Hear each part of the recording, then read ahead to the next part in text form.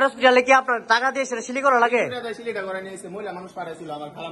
এই সিলি করতে 300 টাকা লাগছে। তাহলে আপনি প্রাইভেটে না এসে সরকারে এসে লাভ কি তাহলে 300 টাকা যদি নিয়ে না হয়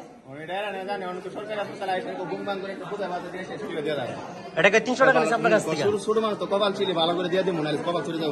ওই জন্য 300 টাকা নিচ্ছে আপনার কাছ থেকে। ঠিক আছে, আচ্ছা আজকে কি কোনো কিছু নিবে?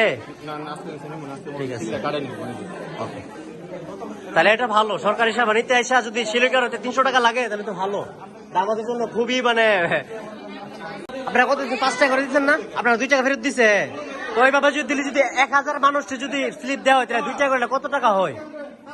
কত টাকা হয়?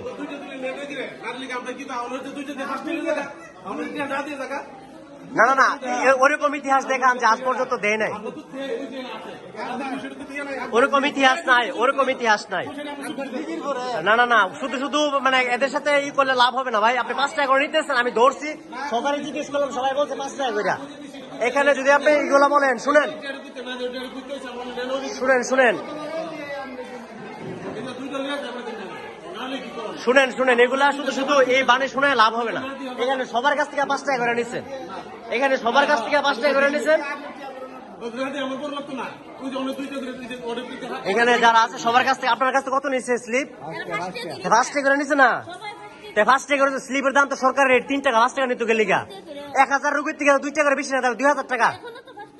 এই যে এখন এই মাত্র নিচ্ছেন আপনি, বুঝছেন? এখানে দেখা গেল কি আসার পর একজনের কাছে 3 টাকা 5 টাকা, সবার কাছ থেকে 5 টাকা করে নিতেছে।